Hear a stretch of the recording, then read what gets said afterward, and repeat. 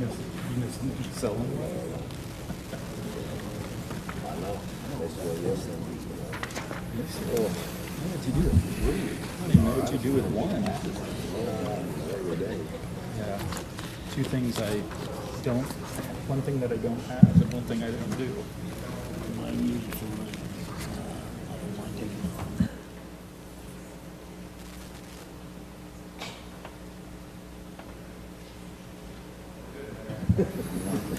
Okay, at this time, I will call this regularly scheduled meeting of the Lawton City Council to order.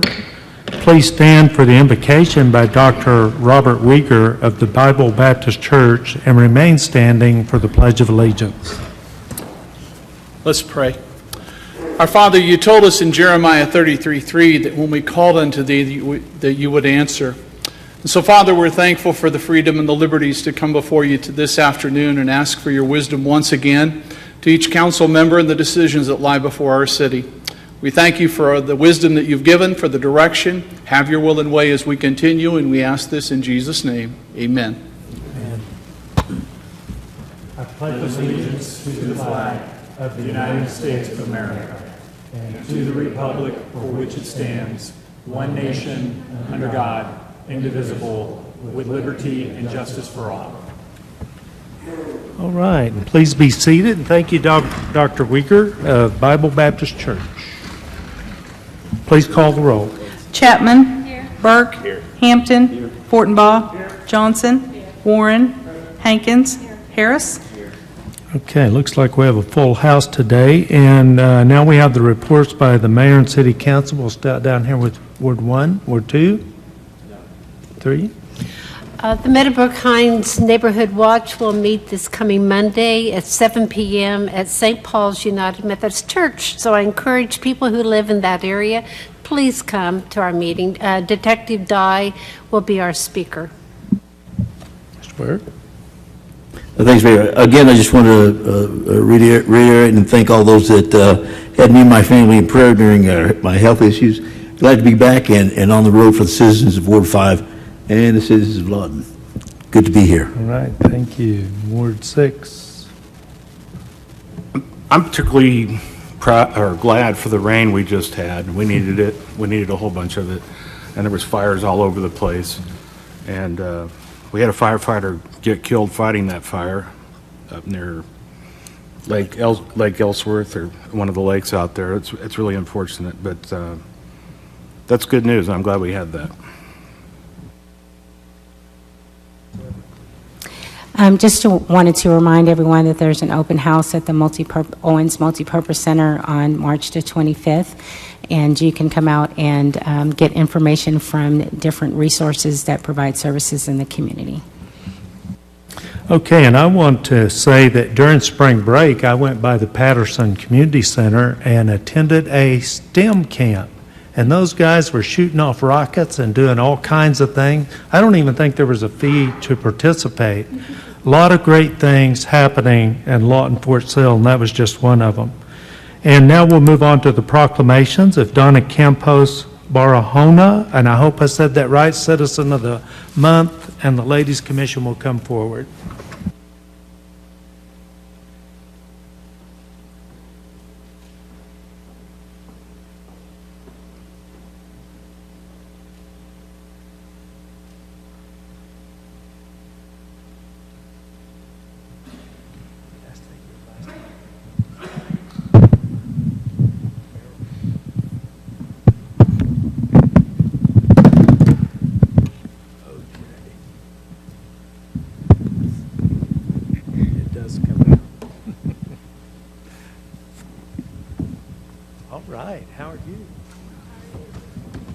I am good, and I apologize to you for getting the mic on the last deal. So don't worry about it.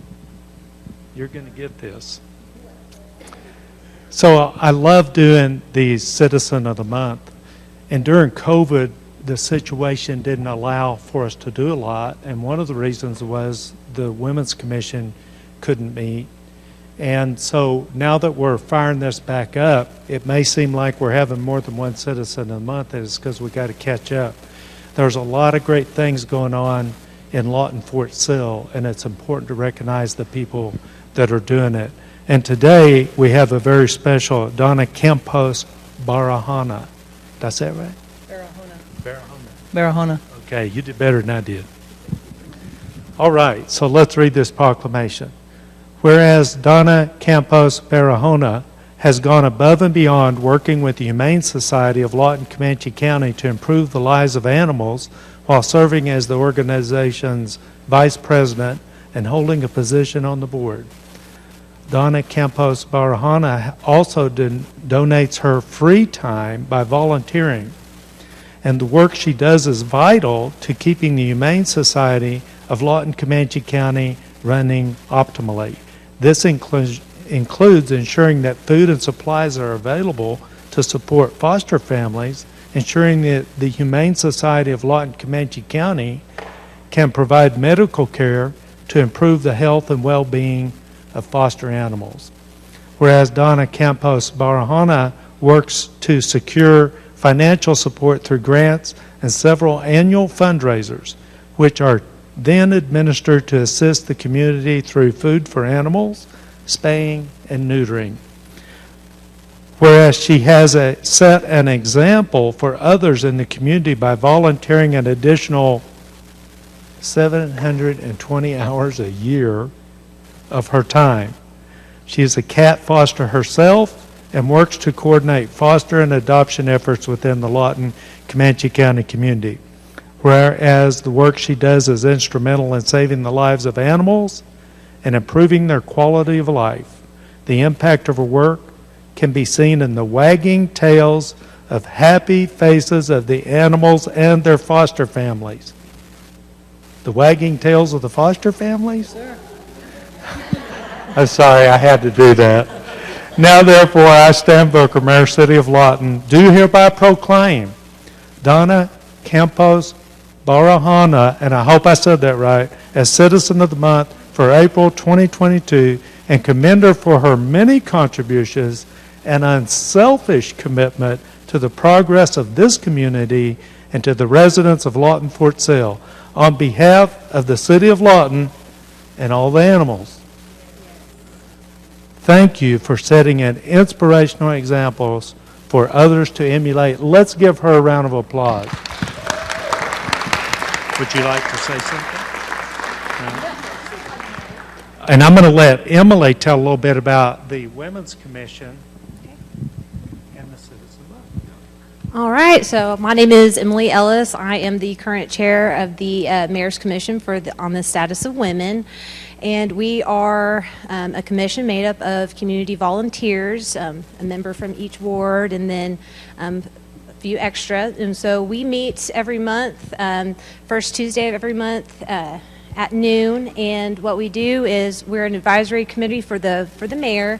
And so we look out into the community and see what problems women and children are currently facing. And then we find different avenues and programs and suggestions on how to fix some of those issues and help our community as a whole. And so, yeah, I work with a great group of women. Everybody here donates their time and their efforts, and I'm very lucky to be working with everybody. And then also, Mayor Booker has been a great asset to our town and our community, and we're very happy and lucky to serve under him. Right. Let's give them a round of applause. We've got to get a picture.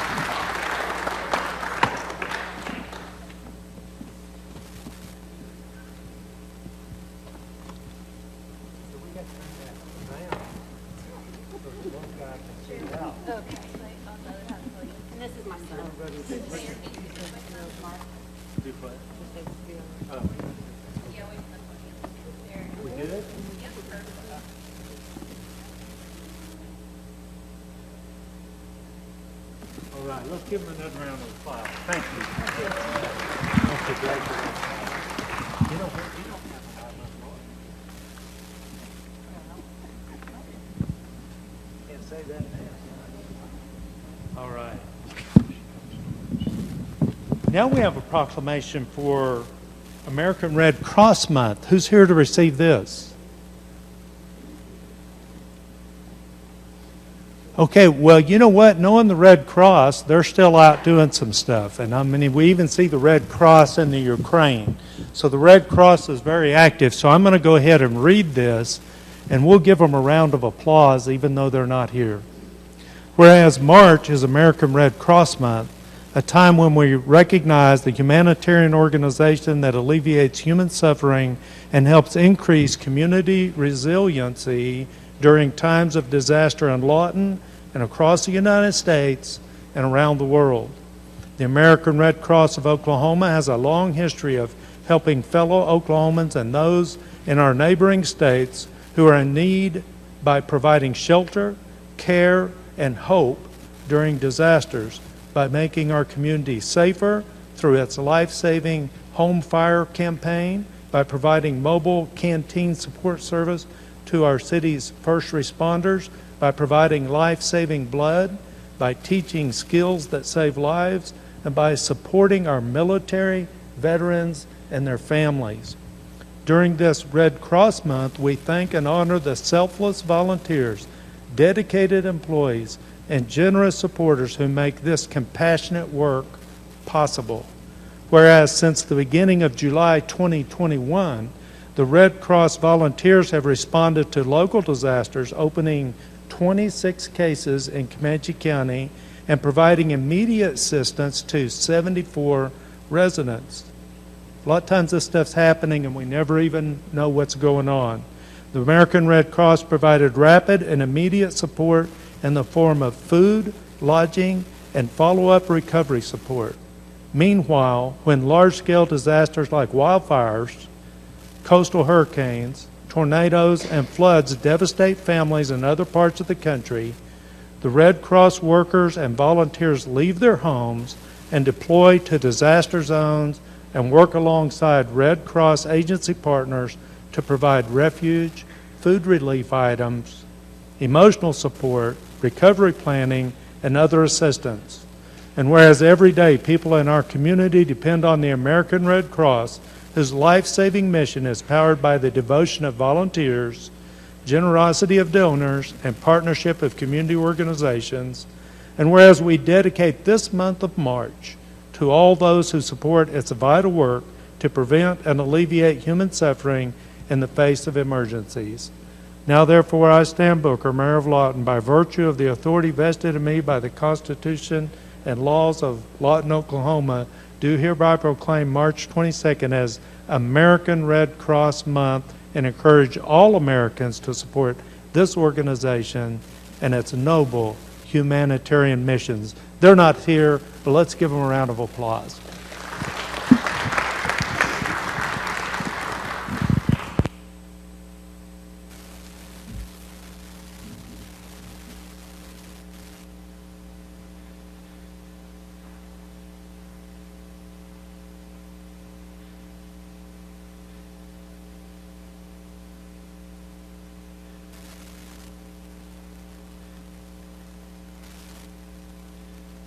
Okay, now we move on to audience participation.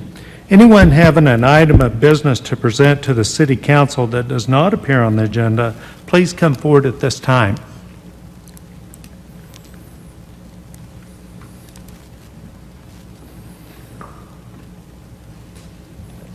Hi, Deborah. Thank you for coming, but we need your name and address. Okay.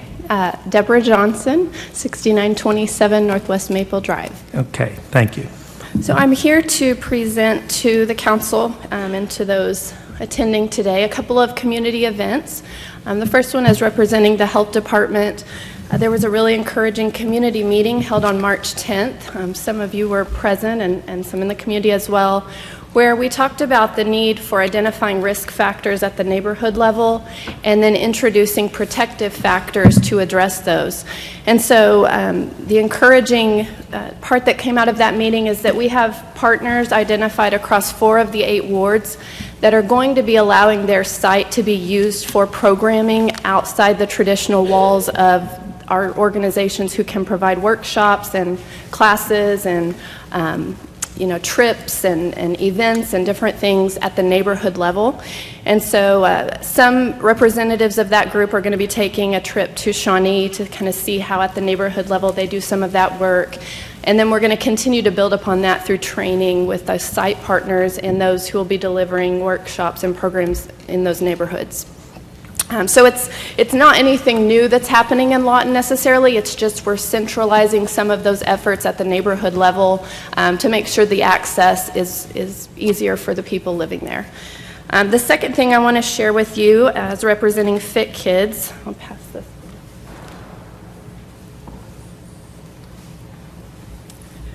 So beginning April 1st, we're promoting to the public an event that is called Trails Fest. This has been a couple of years in planning, a lot of moving parts and pieces. As you'll see on the flyer that you have, all of the partners that are involved in this effort.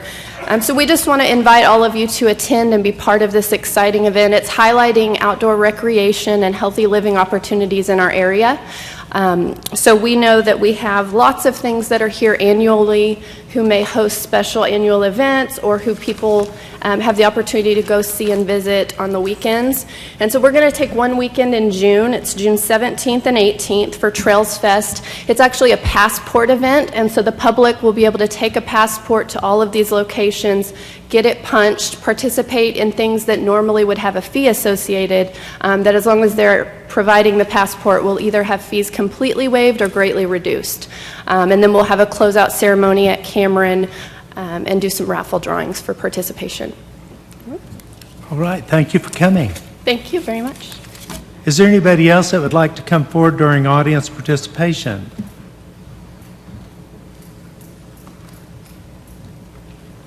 Yes, sir. Thank you for coming. Please give us your name and address. Before I proceed, I would like to ask, is this the time to comment on the youth center, or should I wait till that item comes up? Okay.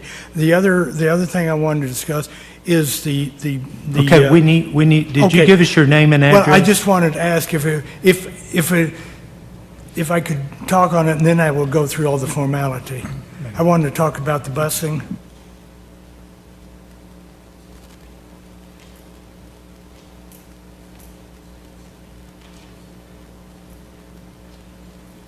Okay, the city attorney says it's appropriate that you speak on it now. All right, I'll just go ahead. My name is Joe Bailey. I live at 2723 Northeast Euclid in Lawton. And Mr. Mayor, ladies and gentlemen of the counselor, I would like to comment on things I've read in the paper about the bus station. And I just have a feeling that there's a lot of misinformation. I keep hearing things about belching fumes and noise. Our modern buses do neither. The only belching fumes I see are people in pickup trucks with diesel engines who deliberately make clouds to make a statement. The buses go right by my house. I never hear them. I hear lots of people with noisy pickup trucks make lots of noise. I have a feeling that there's some kind of hidden agenda here, that some people do not want the old, the poor, the marginalized in the downtown area. I think it's essential that for people who ride the buses to be able to visit our businesses downtown, the library downtown, the mall, come to council meetings, that putting the bus station away from the center of town is a bad idea. That's all I have. Thank you. The city attorney said now is the time to speak on the sports complex, that the item we have doesn't allow for public comments. Okay. There's a song said they paved over paradise and put up a parking lot. That's what I think you're trying to do to our beloved Elmer Thomas Park. It does not belong there. The area over on the other side of 2nd Street can be seen from the highway. And Ferris is a 2-lane road. If you're not ready to make that into a 5-lane road before you built that youth center, it's going to be a traffic disaster. And I told my pastor I was coming here. His name is Reverend Paul Appleby. He says, "You tell him I agree. Leave my park alone." Thank you. Thank you for coming. Is there anybody else that would like to come during these audience participation? Seeing none, we will move on to the consent agenda. The following items are considered to be routine by the City Council and will be enacted with one motion. Should discussion be desired on an item, that item will be removed from the consent agenda prior to action and considered separately. Council, City Attorney has requested we pull number 9 for discussion. Are there any others? Seeing none, can I get a motion? Make a motion to approve the consent agenda as presented with the exception of pulling item number 9. I have a motion and a second to approve the consent agenda with the exception of item number 9. Please vote. And the motion carries 7-0. That takes us to item number 9.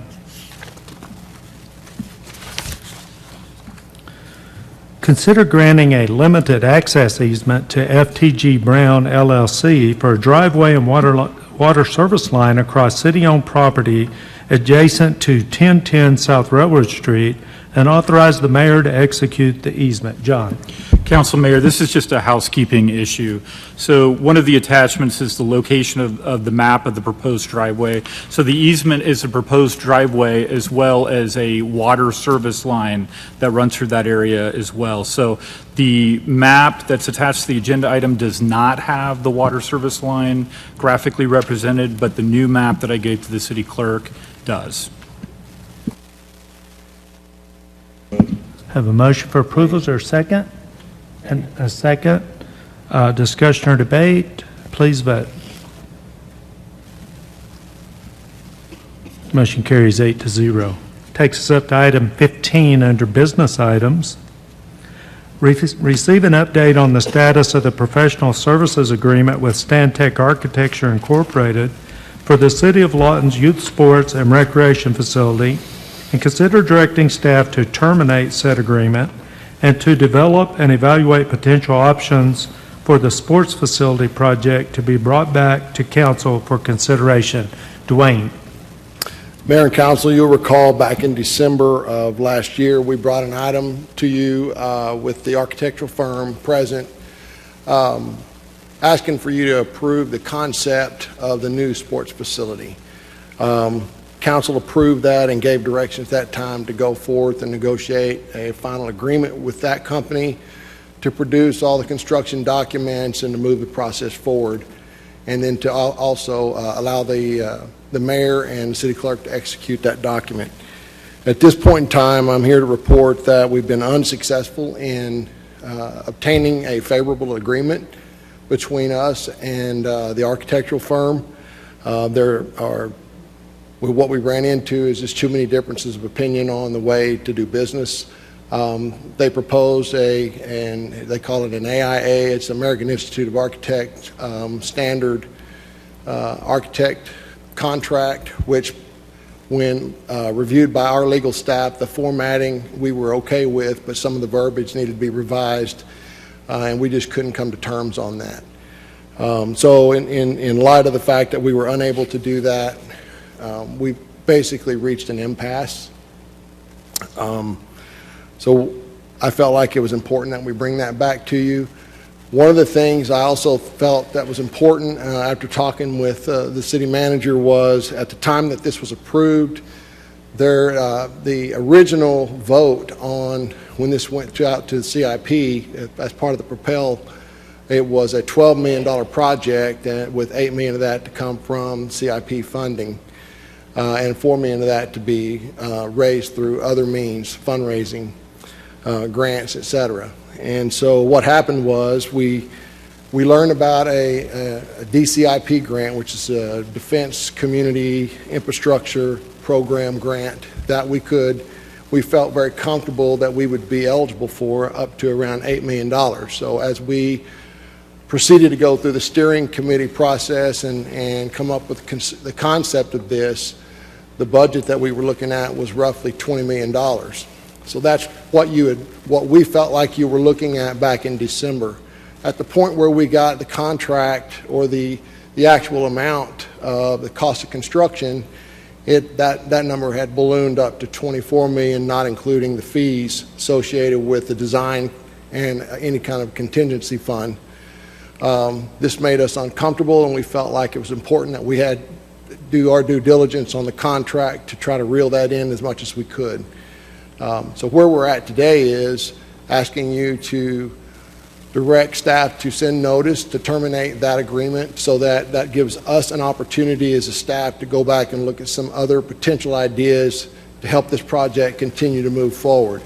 We're fully committed to making this happen and feel like we have a good plan in place, but we do need to go back to the drawing board and look harder at this particular project.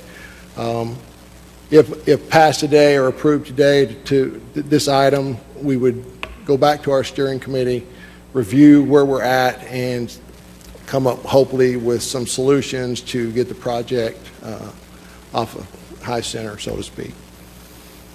Council, do you have questions? Dwayne, excuse me. I have one question.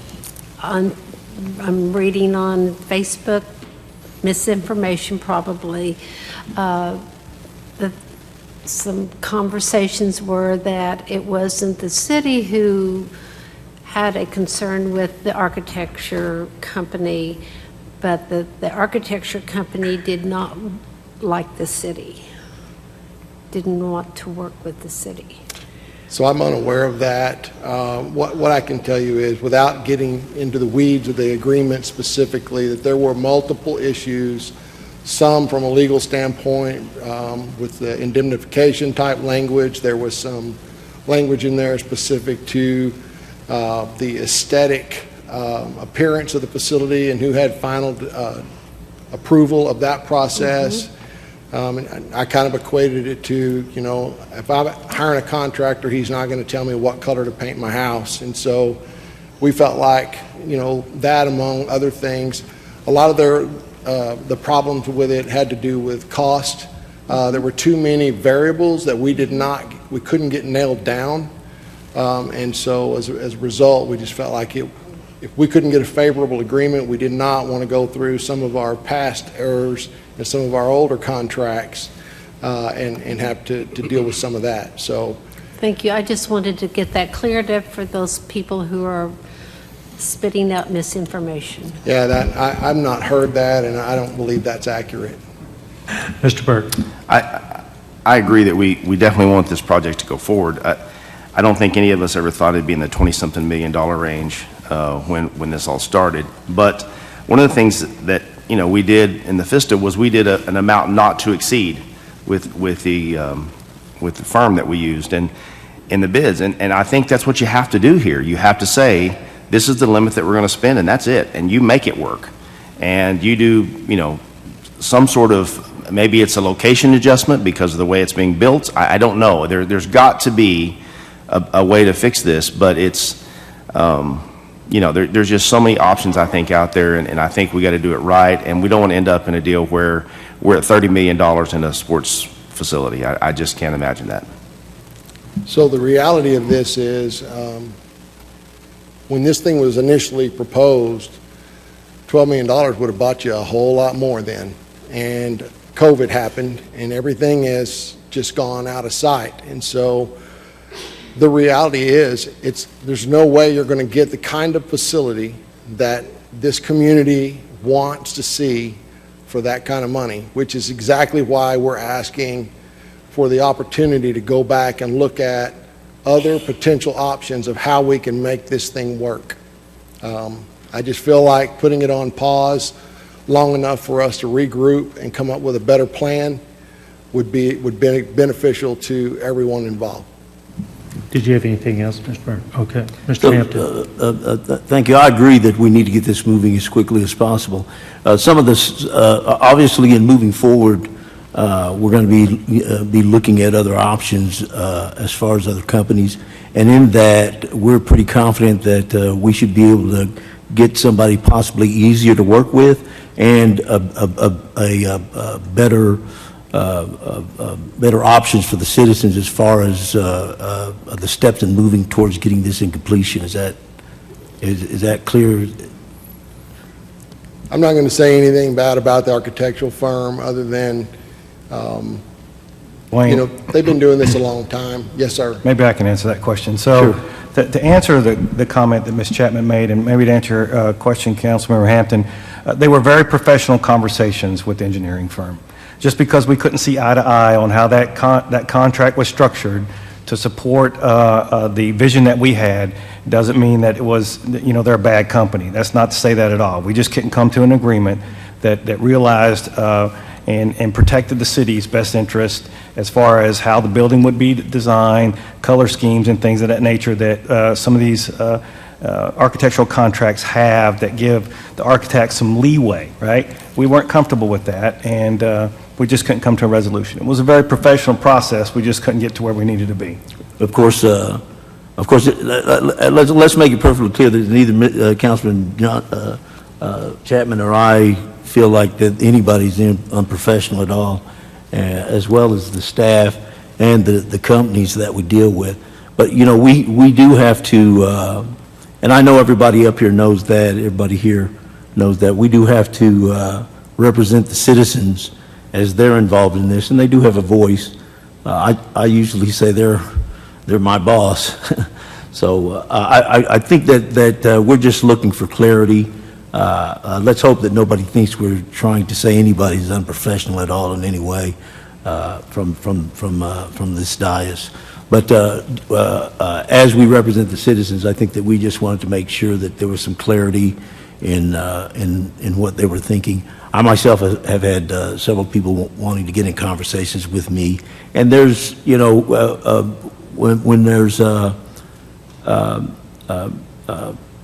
when there is transparency, I think sometimes things can be ambiguous, and the only way to clear that up is for us to try to talk about it. But in no way do we think that anybody's unprofessional, especially this company here. We're sure that they've been doing business a long time, and I'm sure that because of that, they're that way. Thank you, Mayor. Mr. Mayor, I'd make a motion that we go ahead and direct staff to terminate this contract and let's get the ball rolling on what we need to do. Okay, I have a motion and a second to direct staff to terminate the professional services agreement with Stantec Architecture Incorporated and to develop and evaluate potential options for the sports facility project to be brought back to council for consideration, discussion, or debate. Mr. Warren. I just wanted to make note that the whole purpose of this is to try to get as much as we possibly can for the citizens and the youth of Lawton. And this doesn't really close any doors. It might even open some doors to other projects and other activities and things of that nature. It gives us a chance to look at everything. And also the other thing I wanted to mention, because that will be, I'm sure, scuttlebutt tomorrow too. This doesn't change the intention of the Youth Sports Committee Authority. That's an ongoing effort, and that activity is still going forward. So I think this just is going to give us this is simply the facility that we had planned, and I look forward to what we can do and hope that staff can bring back some ideas along with the citizens. A question for you, Dwayne. We didn't ask anything of Stantec. We don't ask of any other architect that we deal with, correct? I don't believe we have. It depends on the type of contract that we're looking at. We don't have a standardized contract within the city of Lawton that is ours. We're working on that right now. And one of the things that I can tell you is the AIA type of contracts heavily favor architects, and we knew that going into this. That's why we said we would have to do some revisions. We just couldn't come to terms on that particular. Lots of people use them, but a lot of communities don't use them. Okay, thank you for that clarification. Mr. Harris? Just one more question. Did we compare or look at other cities that have built similar style buildings and looked at the cost of those so that we know going forward what to expect? I have not. Now, Mr. Henry is sitting out here. He could probably answer that better than I know they toured several of them, correct?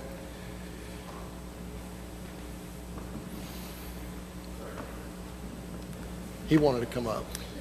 I was going to sit back there in my own business, Councilman Harris.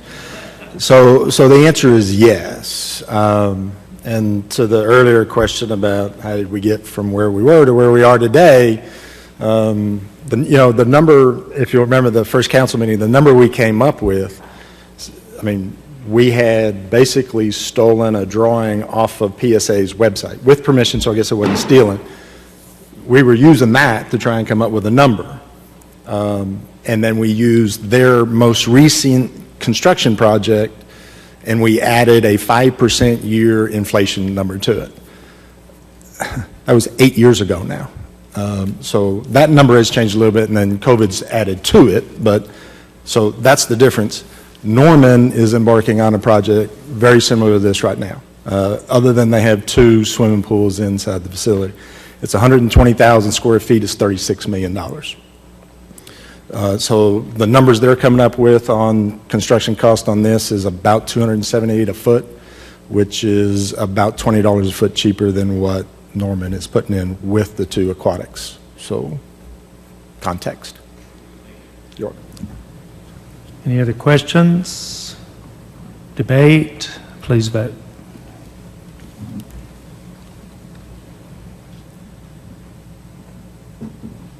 Need one more vote. Oh, we lost one. The motion carries 7-0.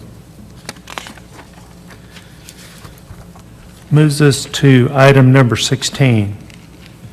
Consider approving an ordinance amending the employee retirement system defined contribution plan for the city of Lawton, Oklahoma by adopting a revised and restated retirement plan, providing retirement benefits for eligible employees of the city of Lawton, Oklahoma, providing for purpose and organization, providing for definitions, providing for eligibility and participation, providing for non-alienation of benefits, providing for employer and employee contributions, providing for accounting, allocation, and valuation, providing benefits, providing for required notice, providing for amendments and termination, providing for transfer to and from other plans, creating a retirement committee, and providing for powers, duties, and rights of retirement committee, providing for payment of certain obligations, providing for duration and payment of expenses, providing for effective date, providing for vesting schedules,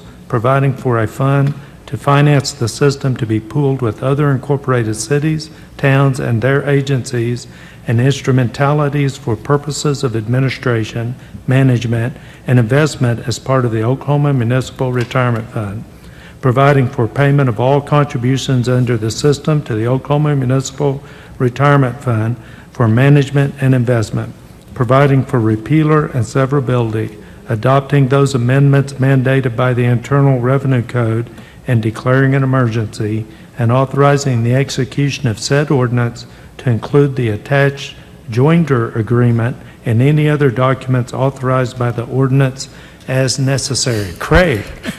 Good afternoon, Council and Mayor. That was a long one. That's a long way to say that the Oklahoma Municipal Retirement Fund, which controls and executes our defined contribution plan for employees that currently get hired, this is just a long way of saying every 6 years they have to get their plan approved by the IRS, and there were some minor changes made in the system, so it had to come back to the council. Since y'all approved the first one, y'all have to approve the changes in here. There's no major changes in here as far as vesting or amounts or anything like that. It's just a cleanup for them through the IRS. Move to approve. Second.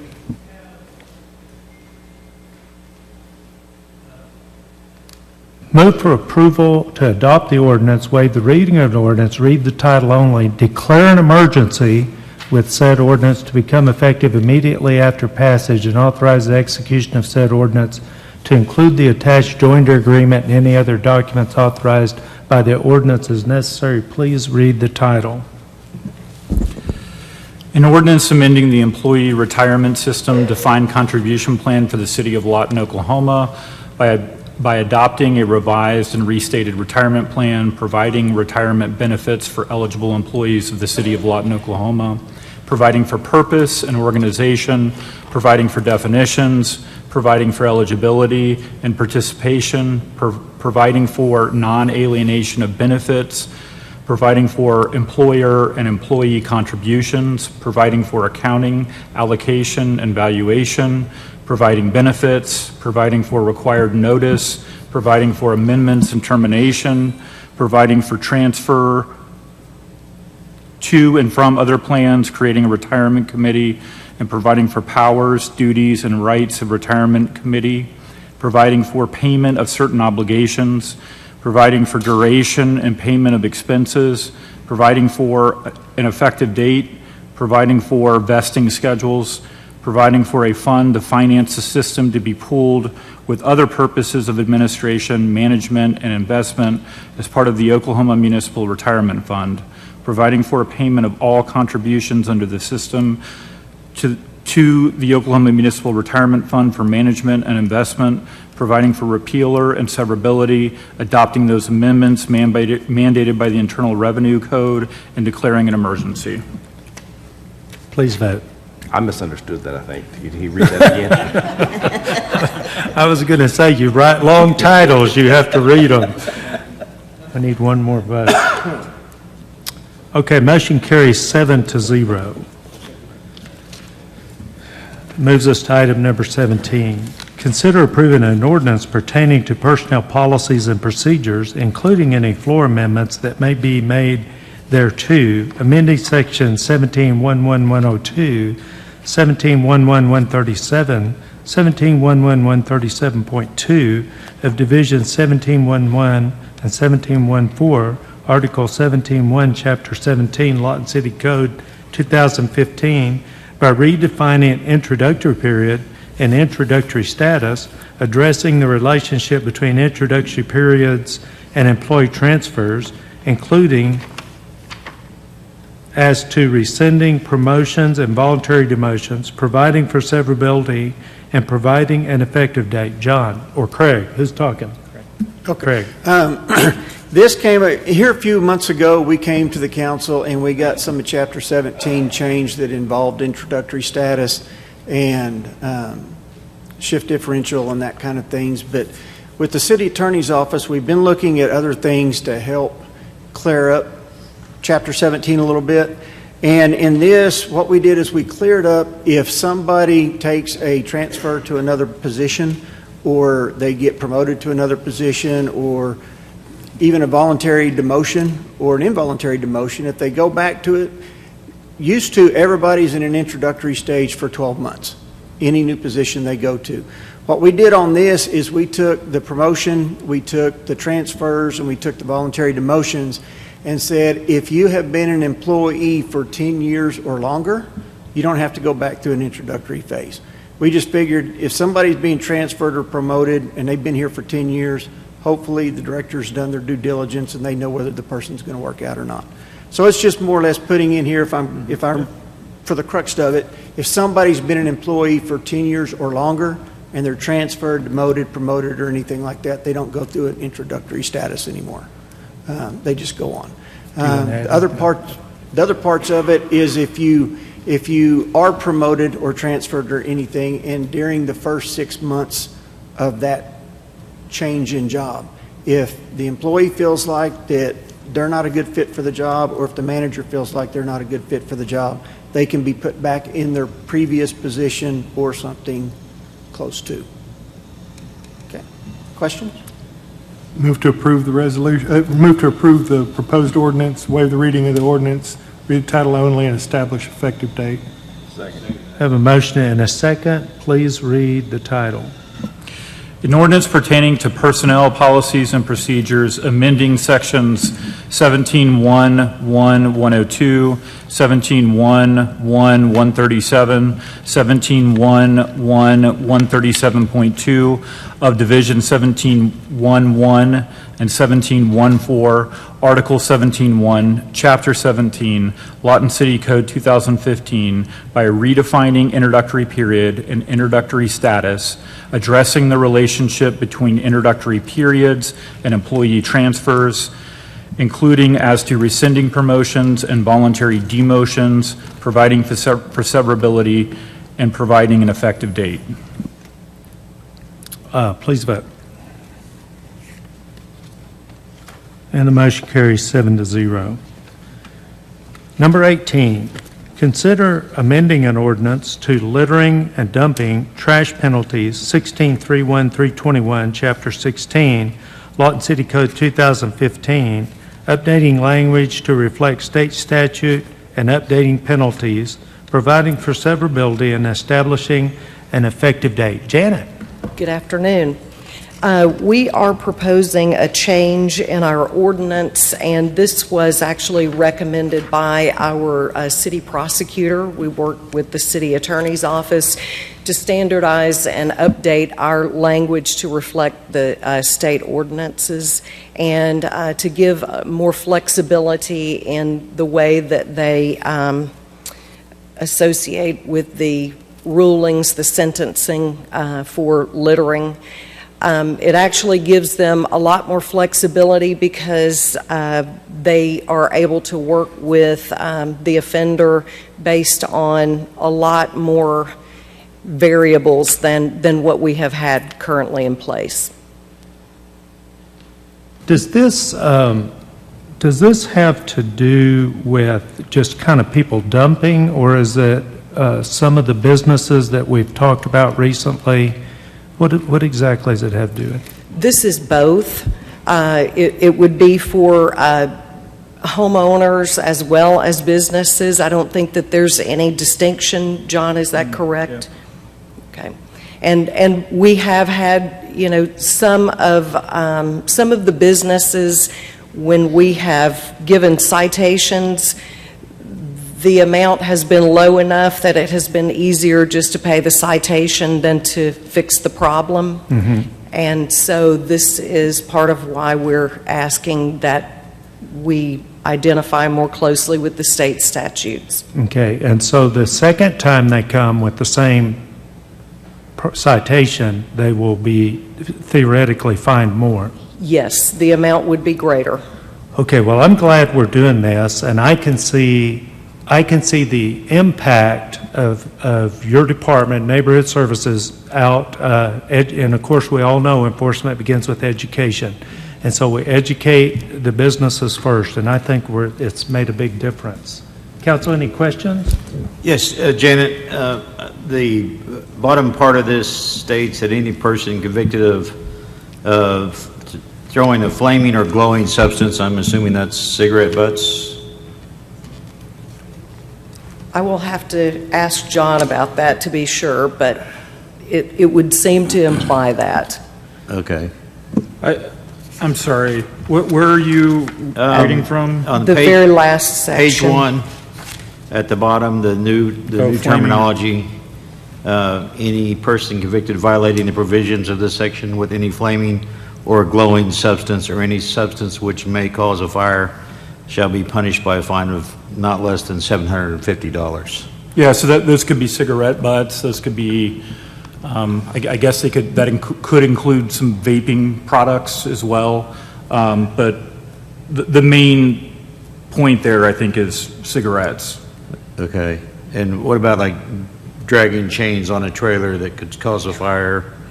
We've had a lot of issues in the county recently, and a lot of fires. Yeah, and I don't know that I would call that a glowing substance, but if it, yeah, I mean, I suppose that might work, yeah. Thank you. Yeah, I just had a constituent call me about an alley that he keeps his yard very clean and that was just terrible with debris. And as I was thinking about that, some of that was going through my mind about the cost to to hire one of their employees to go out there and clean that up versus the fine and what would be a motivating thing. So I think this is like the mayor, great idea. And when will this go into effect? Do we know? 30 days. 30 days from now? Yeah. Okay, thank you. I just wanted to say that, lot enhancement, we really worked hard on trying to figure out ways to stop, whether we were buying cameras that go into our parks or into our different areas where we're having dumping issues and things like that. And it's still ongoing. I can't tell you how many, and Michael may know the number of times that I probably sent in things that a million a month, but you always find a mattress or a chair or something along the side of the road that fell out of someone's vehicle and they don't come back to pick it up. And I just think that's horrible. I mean, we're working so hard to try to keep it clean. And, we've even got, trash people that go along those roads, and one person helping with a bunch of other, inmates that go out there, trustees that go out and pick up trash all the time. And I'm not talking about a little bit of trash. I don't think people get what we're talking about. Lita's fought that we have 2 of those officers now, and we pick up hundreds and hundreds and hundreds of tons of stuff. It's just unbelievable, the trash that we pick up in this city. And a ton of it right now that we don't have control of is cigarette butts. You go along the curb lines in Lawton, Oklahoma, and there is complete full of cigarette butts. And our street sweepers are trying to keep up with it, but not if everybody's flicking them out the window. So we need help there. I think this is good. I mean, at least it sets the penalty high enough that it maybe hurts. I think some people just thought, you're right, we'll pay it and just move on, especially some businesses that leave their dumpsters wide open and all the stuff blows out. So I think it's definitely a step in the right direction. I'm glad the state's finally stepping up. Mayor. Yes. I really only got one concern about this. As I read the current code, it just says any kind of litter, first offense, $750 fine, which I know is impossible to enforce. Really hard. Law enforcement has to see it happen, or otherwise know who did it. And this is bad, like at the lakes, where we actually have city dumpsters all over the place, and people dumping there from all over. And it's only supposed to be for people that are using our lakes, but impossible to enforce. My concern is with this new one, it goes from $750 to $300 only for non-flammable. Is there a reason we lowered the penalty on that? We were working, as I mentioned, with the city prosecutor, John. Councilman Fortenbaugh, the main reason that we lowered it was we want the prosecutor to have the ability to negotiate. So if we started at a certain rate and it's high enough, then you kind of take that ability away from him. So he asked that we bring that amount down, and we did that so he would have some room to negotiate when pleas come up. Okay, thank you. Mr. Warren. I wanted to make sure that maybe everybody out there is clear, and legal and the manager can chime in on this and make sure that I'm correct, but I wanted to make sure that apartment managers understand that this applies to them when they have a dumpster that becomes overfull and there's mattresses and trash and stuff just laying out in the parking lot and blowing across the city, that this will apply to them also. That's correct, Mr. Warren. They have a responsibility to contain any windblown litter, and they're also responsible for containing and/or policing up any dumping of things that you've described, such as furniture or mattresses or such. You and I had a few conversations about some apartment complexes and how that stuff is left. So this ordinance will address a lot of those concerns. Mr. Burke. One of the things that we did at a lot of my properties is we asked the dumpster company, which was at that time, I'm not going to say the name because then the city might get mad at me, but it wasn't COL, but we actually put a locking device on those because these apartment complexes are usually not the culprit. It's usually somebody that drives by, decides they're going to dump off the couch and whatever, and they leave it. and they just dump it by it. And these apartment complexes are being left with quite the job to try to keep up with that. So all I'm saying is maybe needs to be some education that these companies, and I'm sure the city of Lawton also has that capability to be able to get that to where you can lock it, and they can unlock it with a key and dump it as necessary. But I think that would sure help. But I'd like to make a motion that we approve item 18.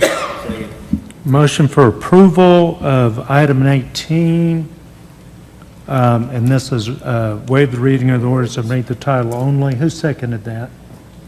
Okay, Mr. Hampton, discussion or debate? I just had one more question, Janet, I hate to bring you back up. And I've got some property as well, and as Jay said, especially during the summertime, they come and fill up my dumpster with grass clippings. But I mow a yard or a piece of property for a lady, and it's over on Rogers Lane, and periodically people come by and just empty their trailer right there. And then the lady I mow for is responsible for paying to clean it up. Is there some way we can give relief to these people that are getting dumped on so that they're not tagged with, if they were to call and say, hey, I've been dumped on, can we give them some relief? We do. Corey Bowen is our supervisor for neighborhood services. He does a phenomenal job. I'm confident that our code enforcement officers are compassionate. Many of those things they come and talk with me about before they, do citations if we think it's going to be problematic. We try to work with our residents to be sure that we understand the situation, the circumstances, and so I would like to just offer that to you, that we're not just going out trying to assess these citations without understanding what's happening. And if someone calls my office or calls Corey, we certainly try to work with them. I've worked with many over the time that I've been here, and I think that you all are represented well by the way that we've handled many of these situations. And I'm just wondering if that's the case and someone calls in, if we could send our big grabber truck out and clean that up for them and not charge them. It just depends. I mean, I can't have a blanket yes to that. Okay. Michael would have to approve that. I'll put him in the hot spot. It's happened to me several times, and it's happened to this lady several times as well. Okay, the attorney's telling me we're getting off of germane to the subject. So you'll just have to deal with that later, okay? I want to ask you a question concerning homes, because we're supposed to be starting the sticker program, and from what I understand, this can apply to the home, and people aren't bagging their trash, and that's where we're getting blowing litter in neighborhoods. So this can apply to them. Or have we started the sticker program to remind people that what the rules are when they violate them? Yes, It has Michael is started. saying that we have. Right, good. I know that we've had education campaigns. We've worked with Kaylee for public service announcements to be sure that everyone is aware of the issues and what we can do to combat them. Okay, thank you. Any other questions or debate? No, Please. sir. Just remember to bag and tie so that trash don't fly. Amen. Thank you. And it's about community pride, too. And the truth is, there's nothing in here that doesn't do anything expect people to be good citizens of our community. Please vote. Oh, we need to read the title. An ordinance pertaining to littering, dumping, trash penalties, 1631-321, Chapter 16, Lawton City Code, 2015, updating language to reflect state statute and updating penalties, providing for severability, and establishing an effective date. Motion carries 7-0. Brings us up to staff reports. First one is receive a report for a corridor pavement evaluation study by EST Inc. of the Southwest Lee Boulevard from 97th to I-44 and Southwest Goodyear Boulevard from Southwest Lee Boulevard to Northwest Cache Road, project number EN2002. Amanda. Well, hello. Good afternoon, Mayor and Council. I appreciate you having me out. I'm happy to report that we have completed the Lee Boulevard corridor study. which is the study of the mileage along Lee Boulevard from Goodyear over to I-44 and along Goodyear from Lee to Cache. So that study has been completed, and the first project has gone out to bidding, and then we are looking forward to more projects to follow. Let's see. Slide, please.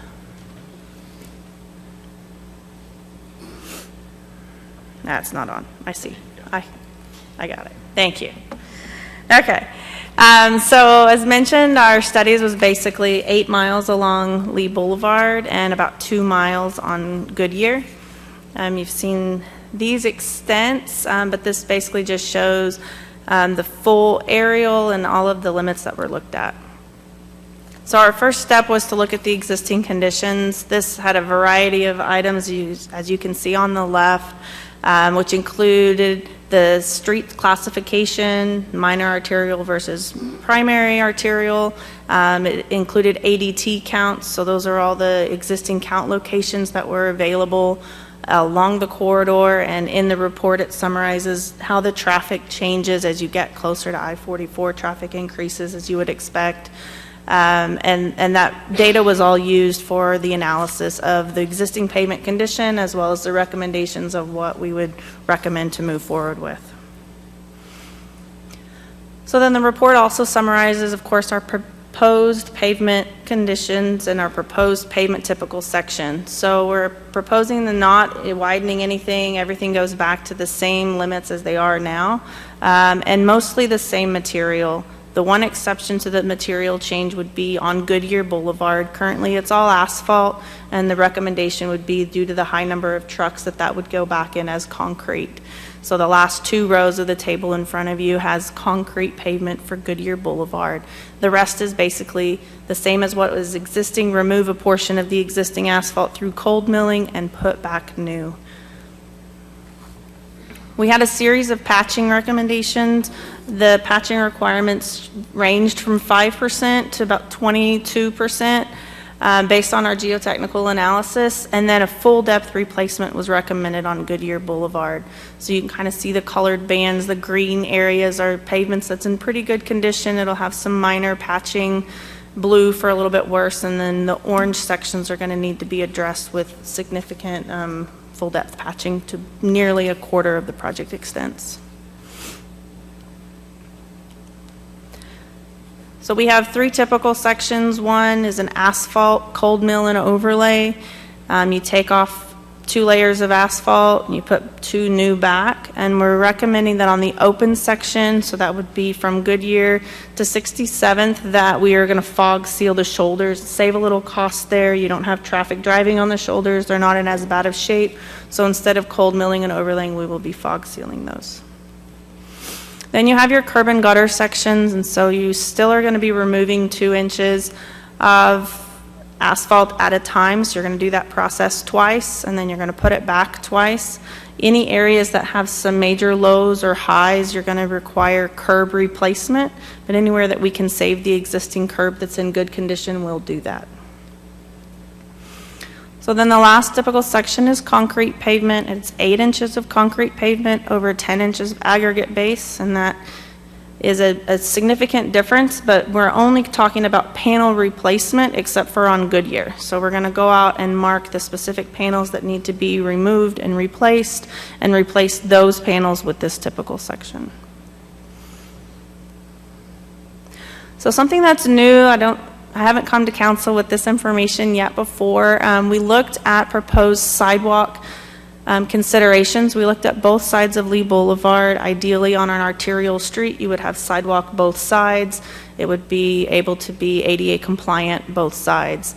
So we looked through all of the existing conditions as far as existing utilities, existing landscaping, what's in the way, what would we have to improve in order to obtain this. And these are 3 snippets. There's a full section of the report that details all the differences of the sidewalk design, but this shows you kind of the contrast. The highest one at the top of the screen has a lot of conflicts. You've got a lot of power poles in the way, you have a lot of water line, but you can see that on the north side of the road there's more conflicts than on the south.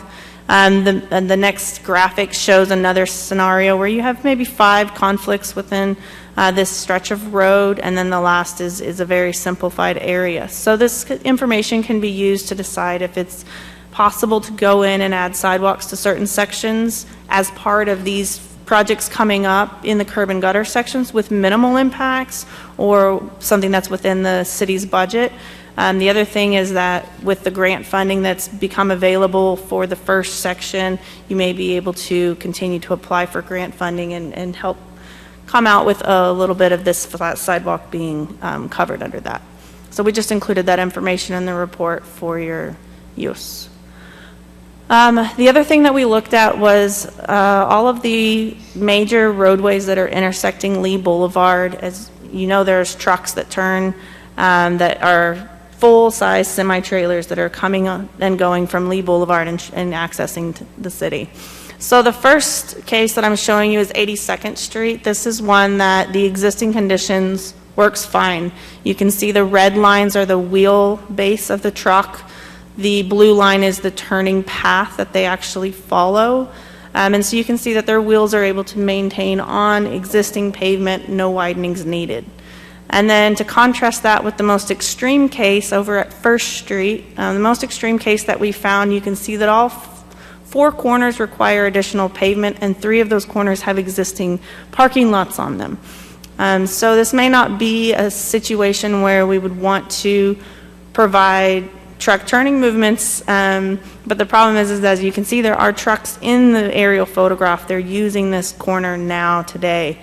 So making sure that we are accommodating those trucks and being able to look forward to making improvements that are going to last a long time.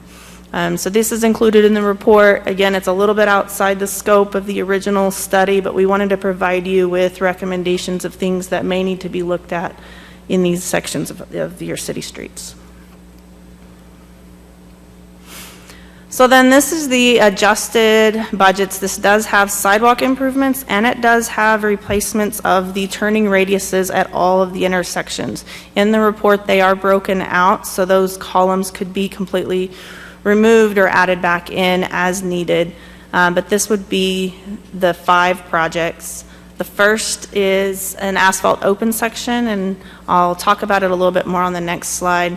The second was anticipated to be Goodyear Boulevard, the 2-mile stretch that's there now.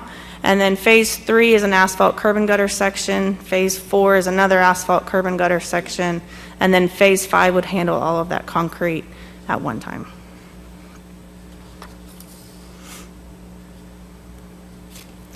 So then this is the project that went out for bid, and we opened bids on March 9th, and the low bid amount came in at $2.855 million, which was significantly lower than the prices that we had seen in asphalt in other areas. So this is a very good bid. It came in $20 a ton lower than what I've seen on recent projects. So congratulations on the great bid, and I hope you award that in an upcoming meeting.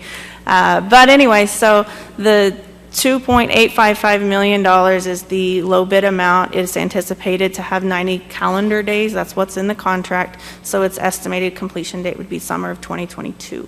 This project will get $2 million of EDA grant funding, and the rest is anticipated to come out of the capital improvement program. If you have any questions, I'd love to answer them. I actually have a question about that area in front of the VOTEC from 38th to 52nd. But primarily from about the VOTEC east to 38th. It's in terrible shape. And driving down that road about 3 years ago with Gary Ridley, you know, he commented on the water problem. I see that you still have it as blacktop.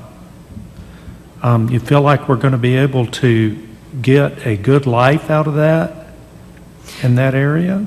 Yes, that section was a section that had a high amount of patching, so we are planning to remove half of that outside lane to the full outside lane for almost the whole stretch that you're talking about. When we went out with our geotechs, then we do have pavement failure, subgrade failure in that area, but that's the patching that we're planning on doing. Okay. Can I add on that? I mean, that area is like a roller coaster in there, so there's got to be some real heavy failure down deep, so they're not, I noticed the percentages, that kind of fell into like a 6%, So- 10, 6 to 10? Yes. Does that mean less work is going to be in there? On that, the outside lane is the only lane that you're seeing your failure. You're not seeing the same on the inside lane. It's out by the curb that's causing a lot of rutting. And so our geotechs had that 10% of that pavement needed to be replaced and had it marked as basically that outside lane. Yeah, is it the being amount predominant. of traffic coming out of Votech at that, I mean, there's probably more traffic in that little area, right, because of that? But you're saying that the only area of failure they're seeing is the outside lane and not the inside lane?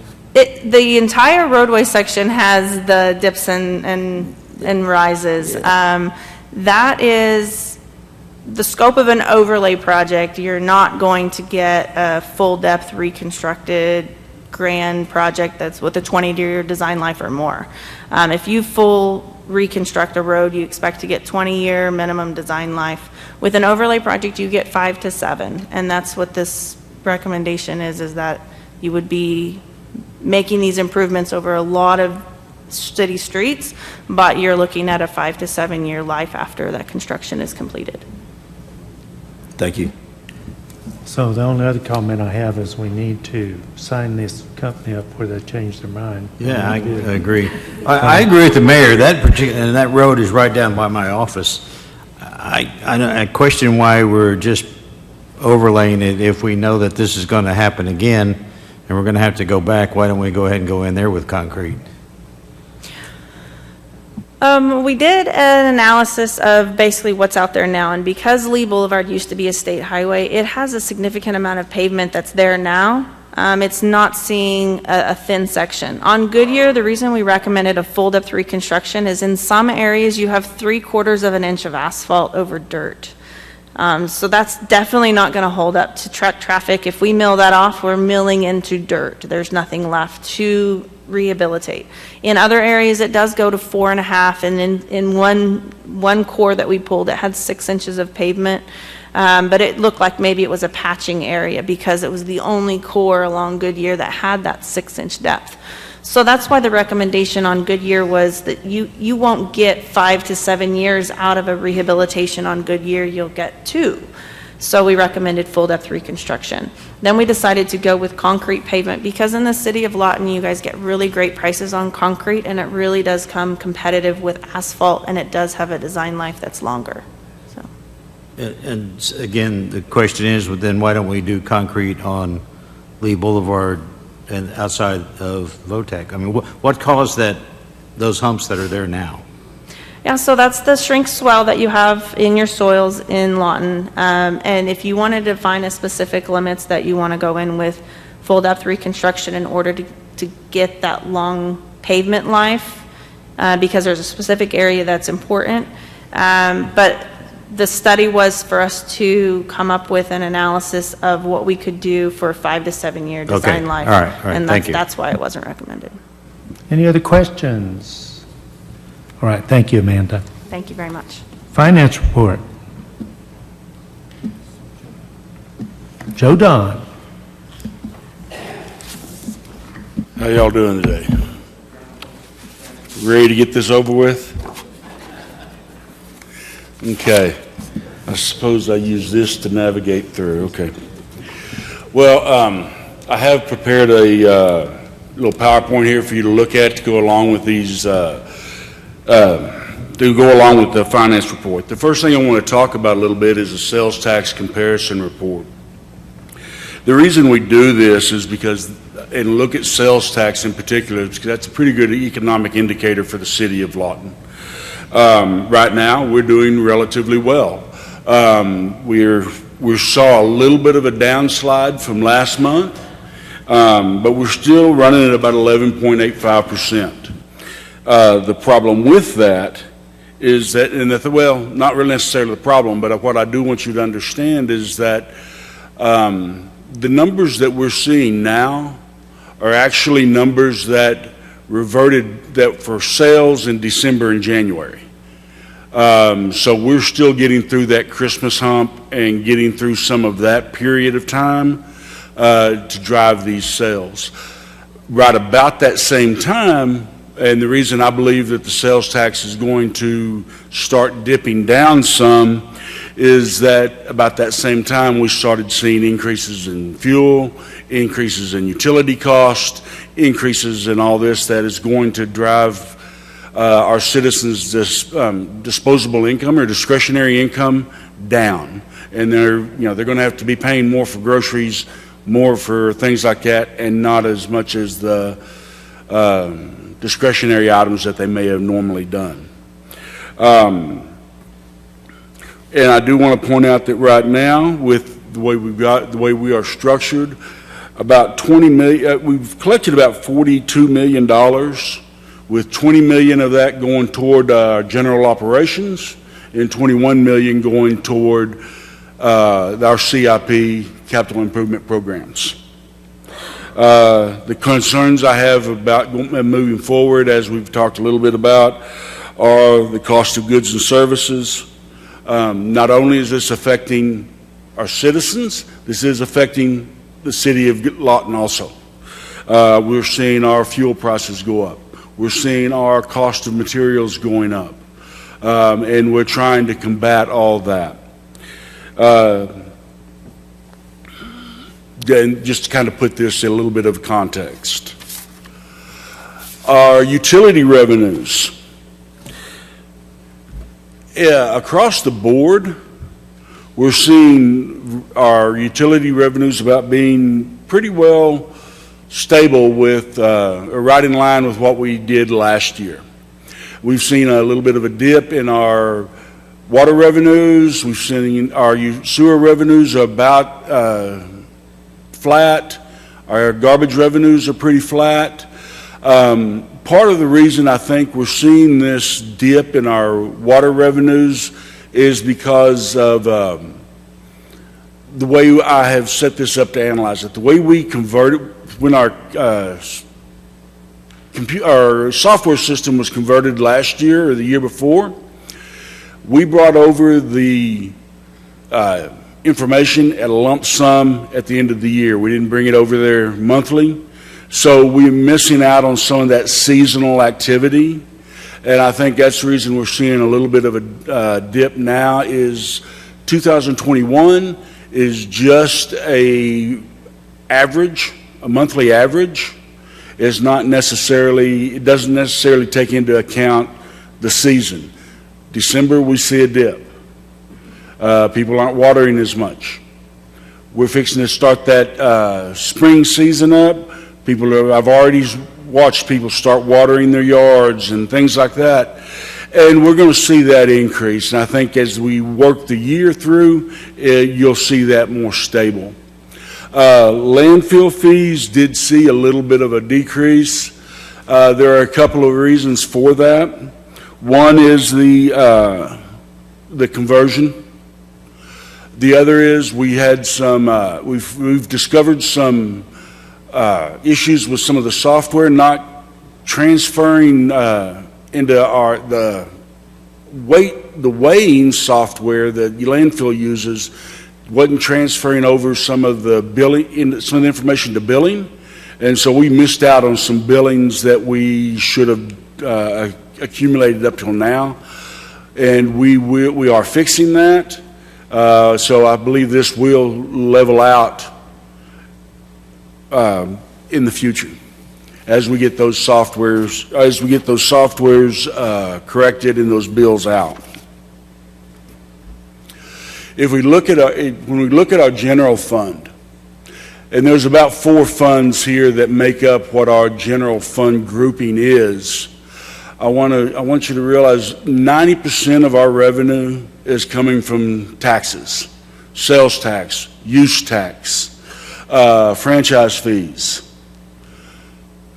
And of those, 70% of those taxes are sales tax based. So we have a lot of concerns moving forward that our sales tax is going to remain at the same level that it remains, that we see today.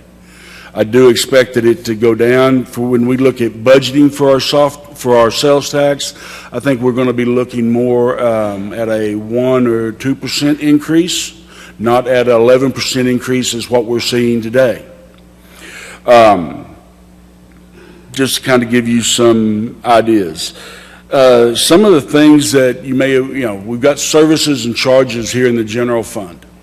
The services and charges are services that are charged for where the customer pays for the service. Some of those could be recreational charges, youth sports, adult sports, swimming pool, camping. That's services and charges. Animal shelter charges, rabies shots, boarding, sterilization, people renting traps to come out and trap feral animals. Cemetery charges, opening and closing of graves. Library charges and recycling revenues. That's all part of what services and charges could be for the general fund that were not in the enterprise funds, which we'll talk about here in a few minutes.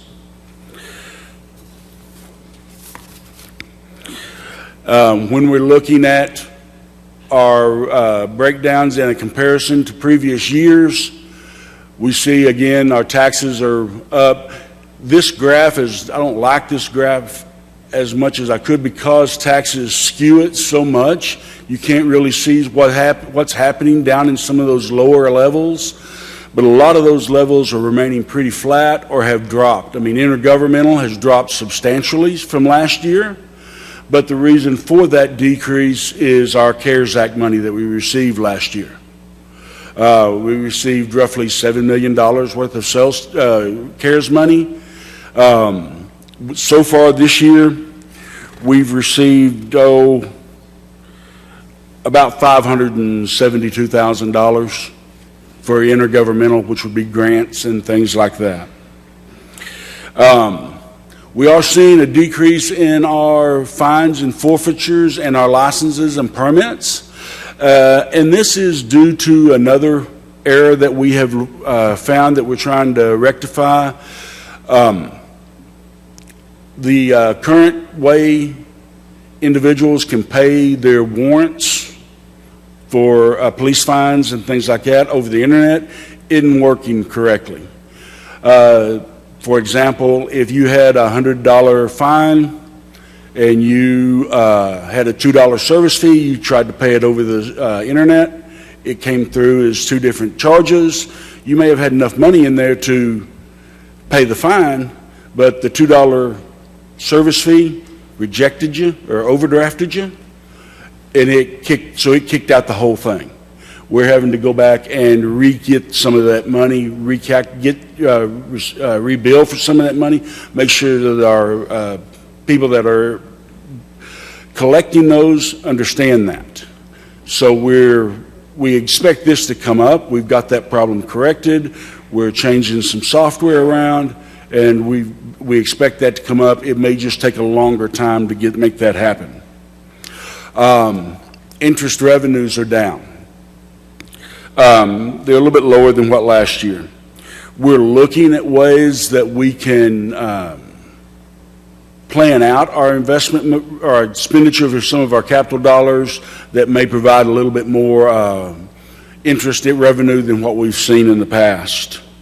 And miscellaneous fees, which are just that, miscellaneous fees, have remained pretty consistent.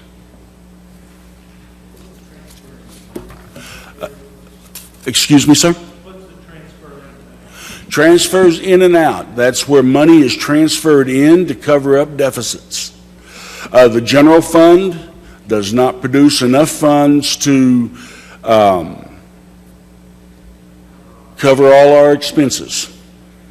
There are a lot of areas. I mean, we don't have enough recreation funds to pay for recreation parks.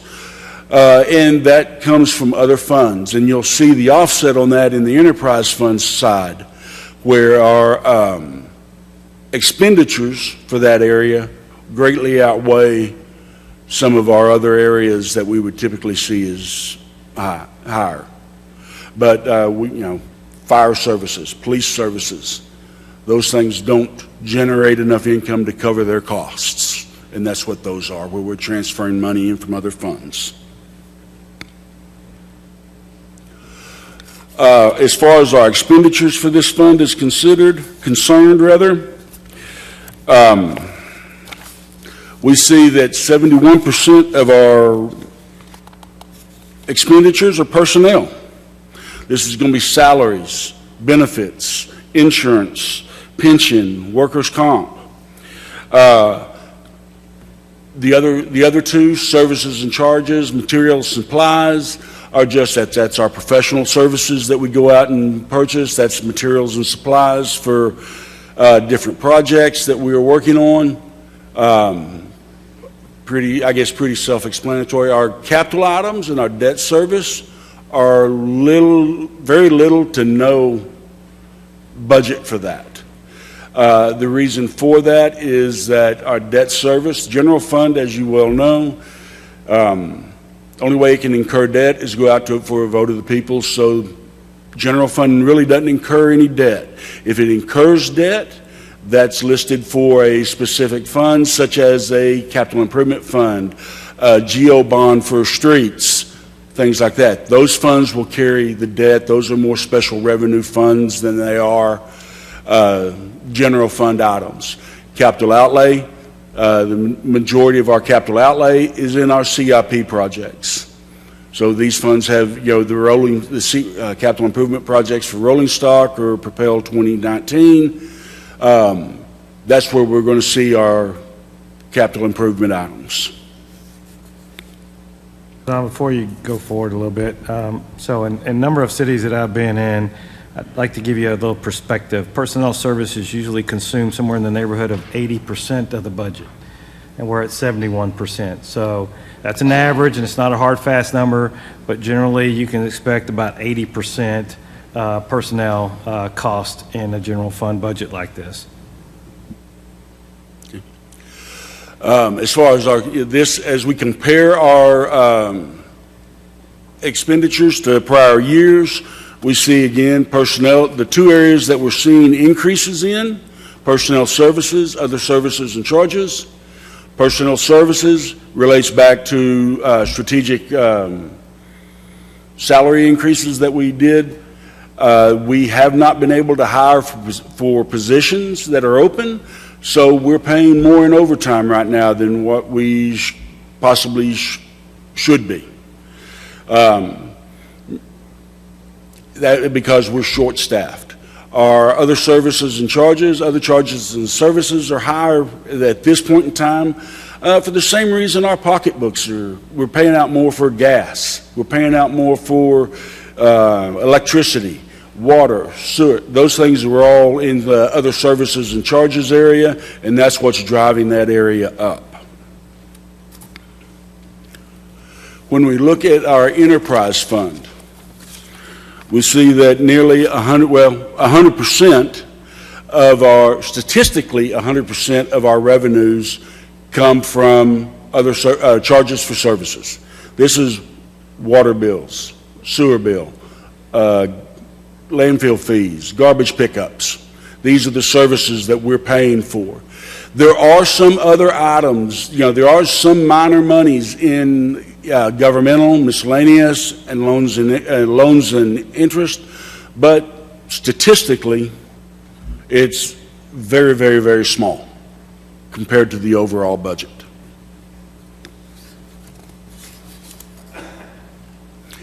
As we compare our enterprise revenues to other areas, won't look at other services and charges.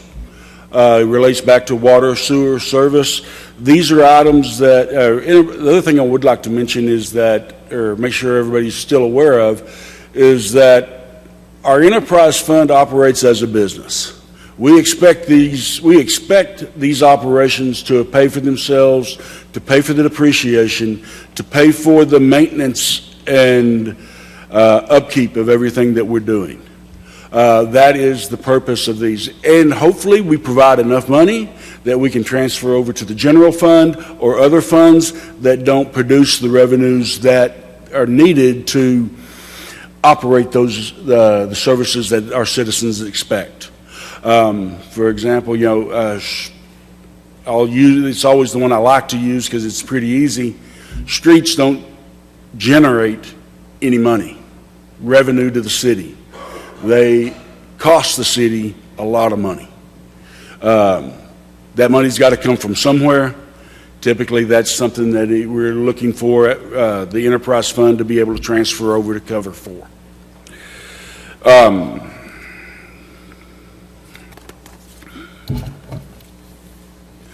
When we look at our expenditure level, we see that difference. 72% of our expenditures come from other services and charges. Mayor, this is where we look at the transfers out. So that's the reason this is out. Budgetarily we plan to transfer about $40 million out of this fund to other funds. One of those being the general funds. And that's the reason this category is as high as what it is in our budget. Personnel services, 14%, makes up the same things. Materials and supplies, pretty self-explanatory.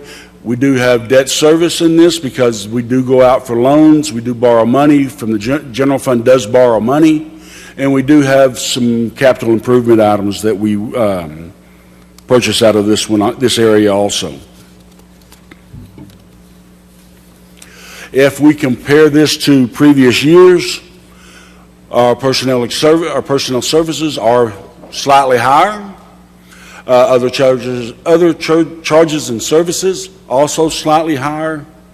Capital outlay, we're a little bit higher than where we were previous years. Materials and supplies right now, we're a little bit lower. And our debt service, we're about even with where we were last year at this same time. So I'd like to add a little bit to what Joe Don said. I think our directors, mayor, and council have done a very good job of controlling expenditures. As you can see, it's been a very tough budget year. Although sales tax is up 11.85%, expenditures are up anywhere from 25 to 150%. So electricity is up, gasoline is up, pipe materials all up. For example, a 10-foot stick PVC pipe used to be $64. It's $145 now. So that kind of gives you an idea of the increase in prices. So I think your directors and your staff has done a very good job in controlling expenditures. But to hit on one thing that Joe Don did talk about is personnel and overtime cost, right? When you budget, and there's a philosophy on how you budget, right, for personnel. For example, if you budget 100% of personnel, even though you won't have 100% of them because you hardly ever do, right? Then when you start to pull from your overtime account, if your overtime account goes into the negative, you're still covered by personnel revenue in your overall personnel account, for example. So one waxes and one wanes, for example. But when we've been budgeting lately, we've been budgeting at 95% of salary. So we're budgeting at what we actually expect to have in personnel. Therefore, it makes it very important that you watch your overtime budget because now you can accurately track your overtime budget. So it's not kind of fogged or hidden under a salary budget, so to speak. And it was never hidden before because it's all there, but it just doesn't show a true picture. A true picture now shows when you budget at what you actually have for personnel and then you show your overtime budget. That way we know what we're spending in overtime. For example, if you spend, the philosophy is if you spend more than 2,080 hours for a person, that's one person's salary or time for a year, then you should, once you exceed that by 40 to 50%, right, you look at putting on another person, right? You don't only put it on at 2,080 hours, you look at it when they exceed that because you're always going to have a little bit of overtime. So that philosophy is how you go back and look at it. But if you don't measure overtime accurately, then you really don't have an idea of what your personnel numbers should be. So Joe Don, I think, has done a very good job in the short time he's been here of putting together this report and digging through our Tyler system, which provides us a heck of a lot more information than we did before. And yeah, we got to fix a few things, but we're getting there. questions? Okay, thank you, Joe Don. Thank you. Update on utility billing transition. Al Doctor will be giving us an update on the utility billing transition. I think there's some questions or maybe some confusion related to the transition, but Al's going to be here to talk about that and tell us where we are in the utility billing transition.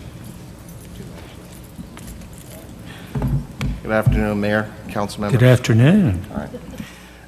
So in short, over the past 2 weeks, we've had to kind of step back and collect a bunch of data, get level set with the departure of Gwen Spencer and then also Jeremy Ross. We kind of had to take a step back, regroup on a bunch of the accounts or the projects and everything. Utility billing being the main one. So to keep our deadline and then also meet the requirements that we had, we went through, made a few adjustments, got it done. So as of Monday, we went live with the customer self-service portal, and Judy's working now to bring that up so you can take a look at the portal and see what that's doing. Subsequently, we've had a couple of issues, not really, well, issues, I guess, but we're trying to make sure now that the monies that we collected from payments since the 11th are being put in correctly so we can make that transition. So when people actually go in and we start mailing out the new version of their bill, it reflects the right amount, and then what's actually in the system should look the same. So we'll start with the portal right now. If you take a look at that, we're pushing everybody, all the citizens, to go to the portal because that's really where everything happens. So the bill itself, to see the amount, also looking at the usage and some of the other key things that we're implementing and turning on as we go. So go back to the self-service, Judy. So if you come in, when you sign in to the first page, it'll ask you for your information there. You sign in and with your new registered account, and it should bring you to this page, which is Pay Now. So Pay Now is there because we're using that to collect either credit card, debit card, e-checks. And then I also wanted to make sure that we kind of cover some of the differences in that to make it more clear for the citizens and then everybody as well. But now that link takes you straight to the location where you can actually pay. So go ahead and go to utility billing. So if you're not paying and you're just looking at your account, you would go to the utility billing. And once you log in and link your account, you now have access to see what your usage is, the contact information. You can put a request in for service. You can look at the bill preferences, address, all those other things, and make sure that they're all correct. Your account summary is here. Your running total balance over the bills that you've paid over the life of the account is there. And then some of the other key things that we're either turning on or have been turned on in the new system. So this is really the portal where all citizens are going to go. As we move forward, we'll be able to add other things or link other accounts. So for example, if you have something going on at license and permits, but you also have a water account, you can then link those in and log in once, and you'll be able to see, like in this case on the left, you'll see submit new requests or account there. You'll be able to pick and choose accounts and then either pay, view, or modify what's going on with those other accounts. So this is kind of the first step in the portal from a customer standpoint. Email announcements will also go online. Manage your bill here. You can click on the right hand side and see your bill details. If you go there, which gives you the breakdown of every line item that's on the bill. And then also we're turning on or have the function where you can opt out of getting a paper bill and you can just receive the e-bill, if you will, to go to email and go from there.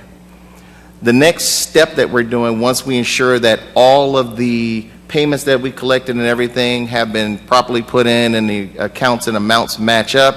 Go back to the bill, sorry. The next step is then to open the payment portal, which is the updated piece. That's where you're going to see the new version of the bill, which is, this is a copy of that.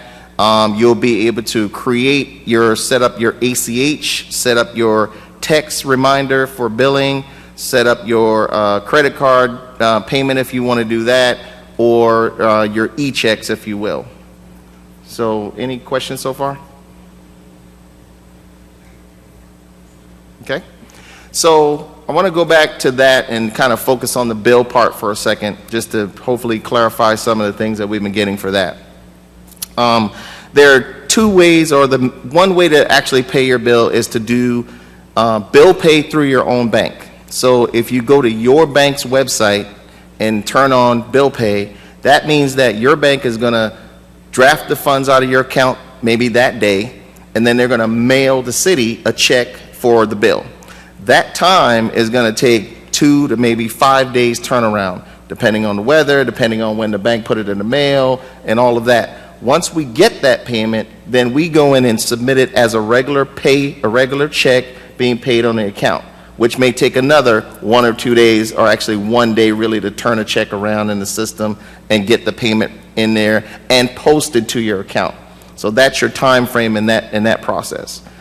If you go to the city site and you register and put in your ACH or e-check, as we kind of define it, then that's where we go into your account and we only take out what the bill says to take out on that monthly period.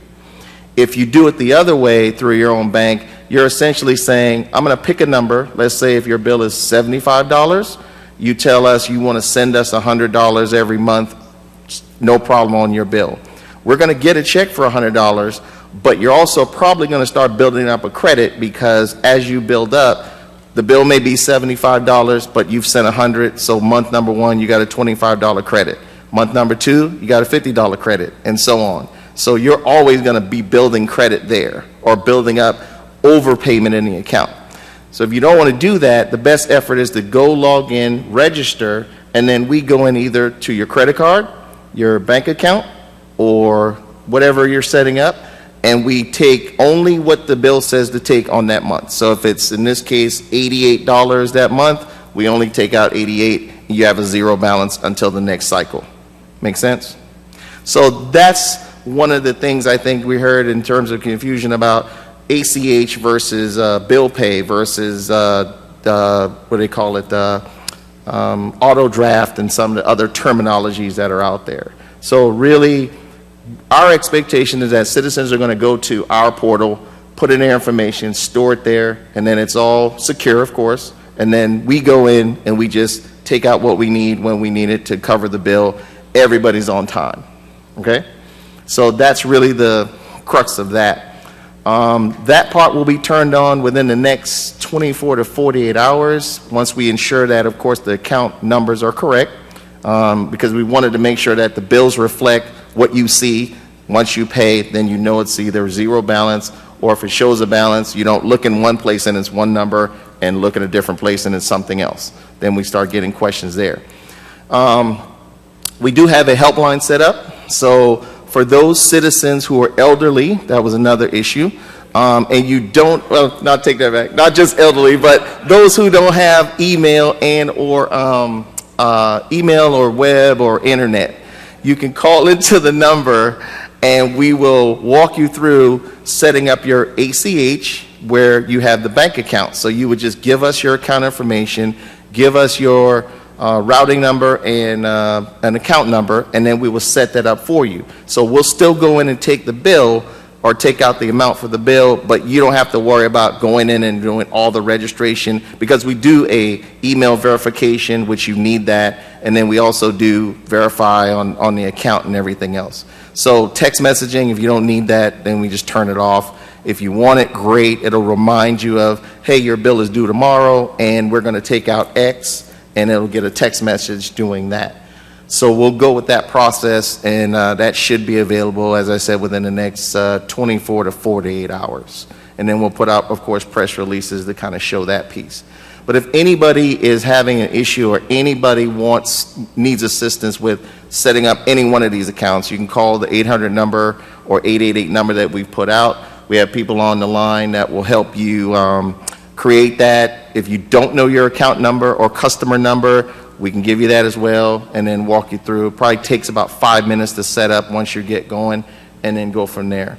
But the balance is that we really just want all citizens to go to self-service portal where you can see everything, do everything, and if we want to add something and update you or give you information, we're going to post it here and then allow you to see it when you log in and then manage it. And if you have questions, of course, we're always there to answer those and help.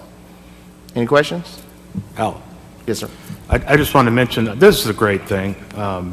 It's like 1,000 times better than what we had. What we had was not that good. A couple of things I've encountered, people called me and they said, well, I don't have to do anything right because I'm already on ACH. It's just going to transfer over. And what I learned, I thought the same thing, and I was wrong. The reason is when we're going from one system, and you told me this, but I just want everybody to know. Sure. We're going from one system to another. The ACH information in the old system was encrypted, secret, and nobody could see it. And we can't just flip a switch and transfer it to the new system. It has to be reloaded. Correct. And that's out of our control. The other thing I would ask, and I mean, I know you're doing the technical side, but from Revenue Services, I hope that we can be very lenient with people, because there's going to be a lot of friction. We got thousands of accounts changing over to this system. Yes. And people may be a couple days late, you know, and if Yeah, it's in good faith, maybe we can kind of give them a little bit of a leniency. Yes, sir. So after the 11th, or since the 11th, we have frozen ACHs that were on the old system. We haven't done any turnoffs or anything like that. Nobody's been considered late. We just collected all the information, and now we're getting it put in and making sure it's all correct from there. So working with finance and Joe Don's team, we were able to go through and determine, you know, we still can determine if you're like uber late. Like if you were supposed to be paid on the 10th and it's now the 25th and you still haven't done, that's a different deal. But if you've put it in and it's in the system, it may not reflect today, but in the next 24, 48 hours, it'll get updated as we put that information in, and then we'll roll forward from there. So everybody in that block of time will have that leniency that we won't do anything, change anything, or upset that balance until we're ready to move on, moving forward. We anticipate the new paper bills, and everybody, just as a footnote, everybody the first round will get a paper bill. That's by law, we have to do that. After which, everybody will have the option to opt out of that, and if you go in and click on opt out, we will no longer send you a paper bill, we'll just email it to you, and or you'll get a text update when the bill is there and ready to go. And then from that, the papers will also go out in the next, probably say between Friday and Monday. We're having to do that. As you know, you had signed off on getting a new vendor for printing. So we had some issue there where the old printers were not prepared to change over to a completely new bill, because there's a process in doing that as well. We kind of figured that out the hard way. So the new printers are not going to be ready to do it until 30 to 45 days. We've already contacted them. We've got new envelopes and stuffing and stuff. So we'll be in a manual bill mail process for the next 30 days or so. Once we get past that and they're ready to go, then we'll, business as usual, send them the bills, what's available, and then we'll put that out. Our anticipation is that those costs are going to go down because more people are going to opt in for just e-bill and get the bill electronically, so we won't have to print that, and then we'll go forward from there. Any other questions? I don't know if council recalls, but a little more than 2 years ago, you had to come and pay unless you did ACH, you had to come and pay physically. You had to come here to actually pay. And we didn't have credit card machines or that would take debit cards or anything at any of the points of sale, so to speak, where our utility billing was. So we've come an awful long way in a short amount of time. And, you know, it's unfortunate that we were in the position that we were in and we had to change it seems like well, it pretty much is all of our software over. But it's also fortuitous in the fact that, you know, sometimes there's gifts in those trying times, because we've had to struggle through some of these implementations, but we've had to look at everything we've done. So it's given us the time to go back and look at all our processes and procedures. And we've caught a lot of things that we should have been doing or were not doing, right, that we are now doing and refining those processes. So I'm proud of the team, I'm proud of IT for all the hard work they've done, finance for working through all the processes, and we just ask everybody to bear with us as we work through these changes to make a better experience for our citizens. Any other question? Thank you. A Any lot other of question? great things happening in Lawton for itself. Isn't that right, Colonel? All right. All right. Thank you All very right. much. Thank you. Al Doctor. And now we move on to update on fiscal year 2023 budget process. And Mr. Warren, I'm going to ask you to take over.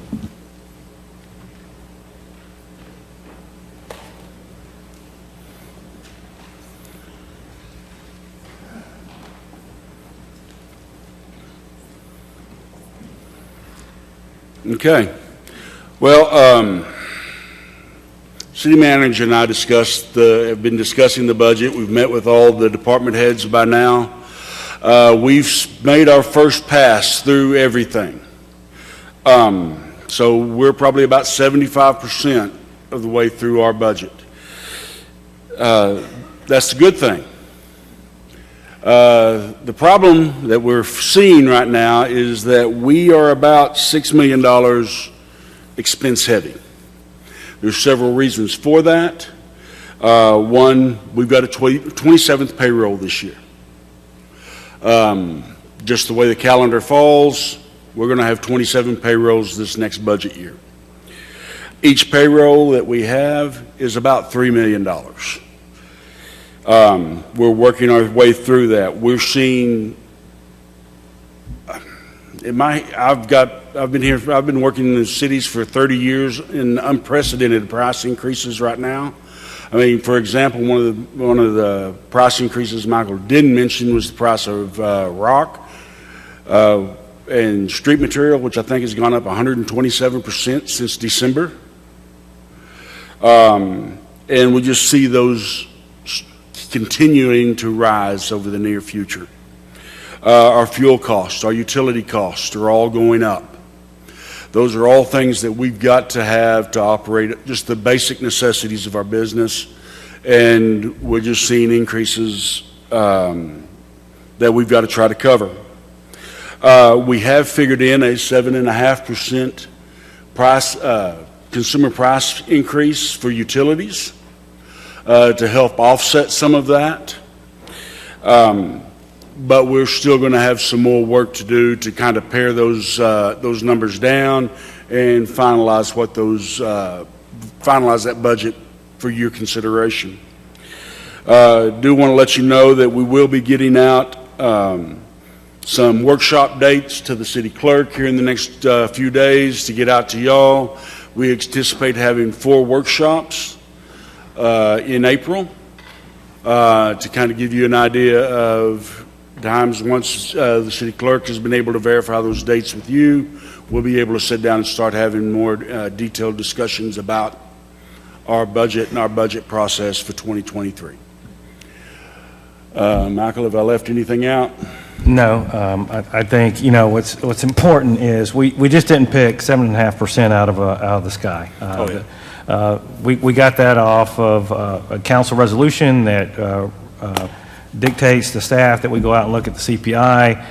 Bureau of Labor Statistics. That comes from the Bureau of Labor and Statistics, as Joe John just said. That was the last price increase. And you can see that, CPI is at 7.5%.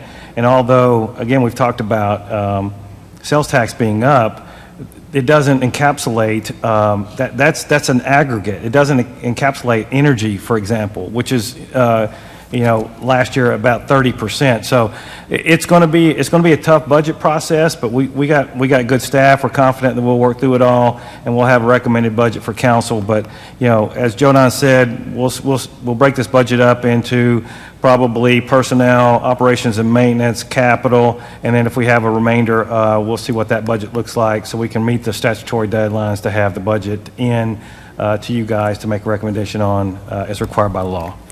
And I would like to say that, although Michael didn't mention it this time, he did mention it earlier in the finance report, staff kept their budgets that they have control over at a very reasonable level.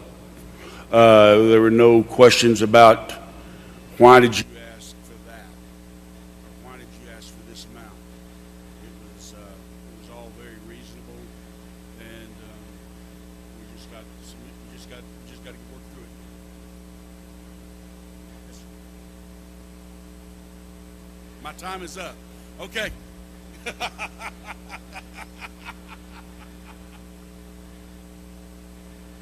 One or two last things to mention, which is we do have our trash off. Mr. Burke, you forgot to mention that on April the 30th. Ms. Johnson did mention our Owens Multipurpose Center workshop, well, not workshop, it's an event. It'll be going on from 11 to 4, I believe is the hours. 10 to 4, sorry. 10 to 4. There'll be some hot dogs and things like that out there. A lot of good stuff to be had and known. So we look forward to seeing everybody on Friday. That ends the business items and the staff reports. I'd entertain a motion to go into executive session for 2 items. So moved. For what? Burke. Hampton. Fortenbaugh. Warren. Hankins. Harris. Chapman.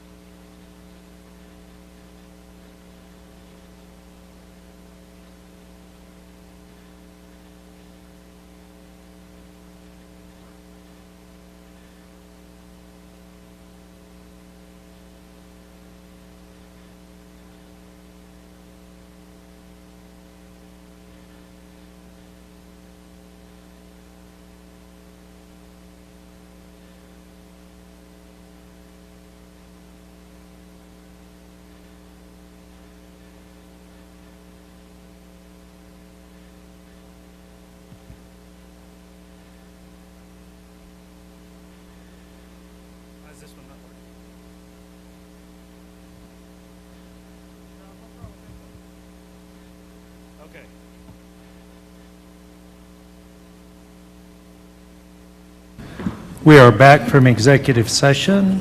Please call the roll. Hampton, Fortenbaugh, Warren, Hankins, Harris, Chapman, Burke. Item number 19, John. Pursuant to Section 307B4, Title 25 Oklahoma statutes, council convened an executive session to discuss the pending action in United States District Court titled City of Lawton versus NG Services, U.S. Inc., FKA Optera Energy Services Incorporated. I understand there's a motion on this agenda item. Mr. Harris. I move to approve a First Amendment to the retainer agreement for professional services between the City of Lawton and the law firm Rupert, Steiner, and Morgan. Said amendment authorizing partner Garen Steiner to enter an appearance in the litigation at the rate of $200 per hour, and 2, clarifying that work done by paralegals, legal assistants from the firm will be paid at the rate of $55 per hour, with the city to get credit for any such paralegal, legal assistant work billed to date in excess of this hourly rate. I have a motion and a second. Please vote.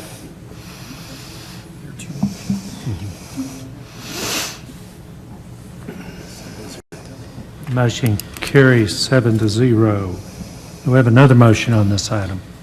Yes, I move to approve a professional services agreement with Gwendolyn Spencer at the rate of $80 per hour. Second. Motion and a second. Please vote.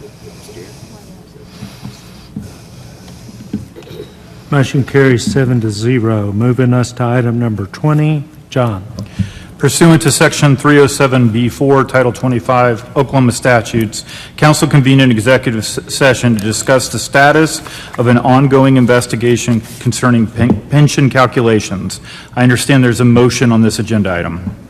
I move to reject the Pension Board's January 27, 2022 recommendation to adopt an ordinance amending prospectively the definition of average final monthly compensation, and instead instruct staff to continue with the direction council previously gave in its September 28, 2021 motion.